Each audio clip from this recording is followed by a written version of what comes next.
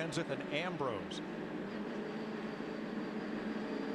And let's hear from Jimmy Johnson. Jimmy, for what it's worth, man, there is just no tire. I mean, your tires are fine. Perfectly fine. No wear whatsoever on that right front. Kind of makes sense. I mean, there's so much tire rubber on the track that it's just skipping off that. I don't want you to be worried. I mean, there's no heat, no bubbles, no wear, no nothing. Good info. Very reassuring, as we will get a restart here in 1 lap, minus the dinger. Yesterday's race was a wild one, as we said, interrupted by rain, and it all came down to the final lap. Carl Edwards is in the 60. That's Joey Logano outside him. No contact. Logano off the wall. Clint Bowyer pounds Logano and the wall. These two cars did not touch. Keselowski turned around behind them. Wow. Yeah, Clint Bowyer told me this morning, Larry, when I hit that 20 car door Logano, I was wide open in the throttle. Yeah, they all were. I mean, they're coming to the flag, you know, and that's the way with the 18. He ran the back of the 22 of Keselowski. But the man, they're racing for the finish, you know, so that wreck happens in front of you, not a whole lot you can do. Landon Castle, Tony Stewart, both 4 laps down, take the wave around. And David Reagan had to go to the tail end of the line because he ran the paddle at the end of pit road. The pace car had already passed the point at which you cannot re-enter the track without waiting for the rest of the pack. So it's Johnson and Edwards, Kenseth and Ambrose, Harvick, Truex, Keselowski, Kane, Earnhardt and Martin with 19 cars on the lead lap. Jamie McMurray got the free pass.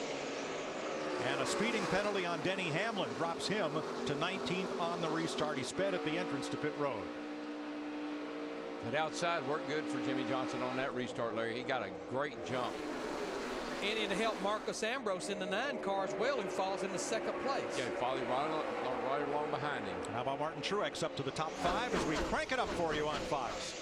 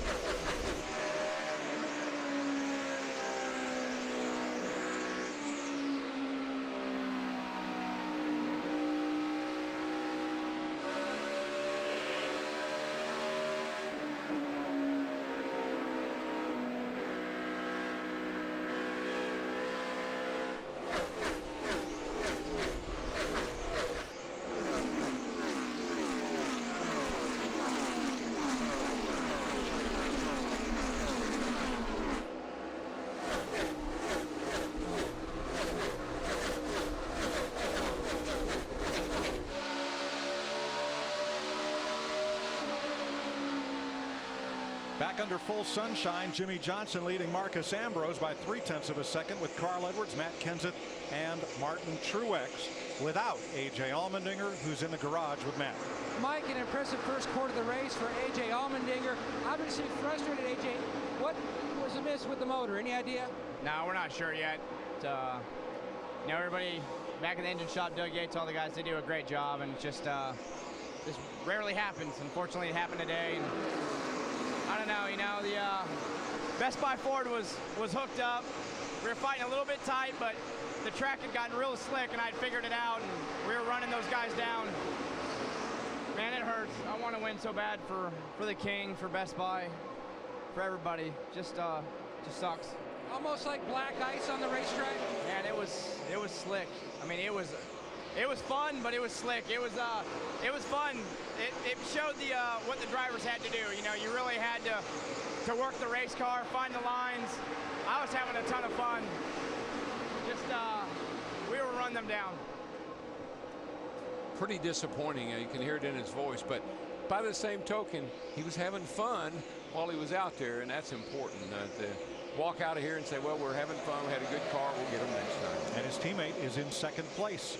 And closing on Jimmy Johnson, you saw Jeff Gordon drop 2 spots there. One of them to Brian Vickers, who moves up to 13th, Krista.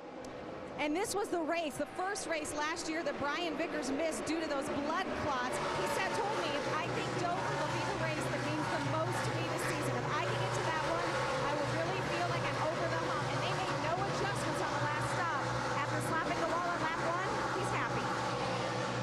Thanks, Krista. Marcus Ambrose is even happier. Last week, Regan Smith joined the 1-1 club, or win one. And here is Ambrose trying to overhaul race leader Jimmy Johnson. Whoa! he got on it too hard. He got it right up behind Jimmy Johnson. Had to back out a little bit. It cost him some momentum. But man, that 9 car is fast. It's faster than 48 right now if he can get around him. The last time we had back-to-back first-time winners in the Sprint Cup Series, 2007, when Casey Mears won at Charlotte, and Martin Truex took the checkered flag here the very next week. You see old cousin Carl Edwards in that 99. He's moving back in the picture here as he pulls right up on the rear bumper of Ambrose in the 9. Carl wiggled bad right there about the time he picked the throttle up in 1 and 2. I think Marcos is going to be mighty cautious right here, Larry. He's got an opportunity to run up front, got a good car, don't want to do anything foolish. He has not led a lap today, Darrell, and that may figure into their thinking as those bonus points, as tight as things are, those can loom pretty large. Ambrose right now is 20th in the standings, 138 out of first, as Vickers gets Dale Jr., and here comes Jeff Gordon battling back. Got a little bump there from Jeff Gordon. I think Junior's car may not be as good since he hit the wall there before that caution flag came out. The car doesn't seem to be performing as good as it was. They have a lot of work to do still on Jeff Gordon's 24 car, because he actually, that caution benefited him. He was about to go a lap down to our leader. How about Earnhardt, Steve? Mike, he hit the wall back on lap 153. He told Steve Letarte that was totally my fault. He said, you guys didn't do anything wrong. The car is fine. I just got up too high. Okay. New second place car. Carl Edwards has passed Marcus Ambrose. Here's a look at it. Well, you see why. Marcos got a little bit loose right there. That's that inconsistency everybody's complaining about. Cost him that momentum, and that Carl pounced on him and got by. Yeah, the straightaways here, they start way back in the middle of the corner, so when you have to roll back out of the throttle there, you're going to get past. If there's a sentimental favorite in the field, Martin Truex would be a good candidate. Got his first Cup win right here at Dover for DEI. Now driving for Michael Waltrip and trying to repeat visit to victory lane. Makes the pass on Matt Kenseth. Here's Matt Yoakum.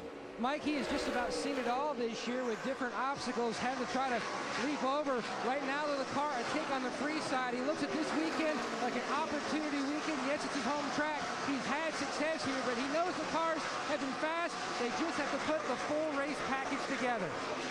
This is actually a milestone for Martin Truex Jr. This is his 200th career start. His cousin Carl Edwards at 99, all over the back of Jimmy Johnson. I think the one thing that's given these guys, these first three particularly, fits is that their cars, that they're driving, everything's good, and then all of a sudden they snap around or they push up the hill. The inconsistency has got these guys a little edgy. 185 complete in the FedEx 400, benefiting Autism Speaks. Jimmy Johnson leading on NASCAR on Fox. New leader at Dover International Speedway, Carl Edwards, has passed Jimmy Johnson. While we were away, have a look at Jimmy's car going off into turn number 1 and unable to hold the bottom right there. Edwards closes up and pounces, and half a lap later makes the pass. Clear, looking inside. 99 only. So Carl is now 6/10 up My man. Just stay with him. on Jimmy Johnson. And as we are just 6 laps from halfway, he has played right into crew chief Bob Osborne's pre-race plan. Radar is clear, but you know how this place is. Let's plan on racing to halfway right now, and we'll go from there. Mission accomplished. Yeah, so it's coming up on halfway. We've got the lead, but the sun is shining, so that probably was a good plan before the race started. 4.5 to go to halfway here this time. Just keep motoring time. Just keep motoring. Edwards is pulling away. He's 9/10 of a second up on Johnson, with Ambrose third. And right behind him, the fastest car on the racetrack right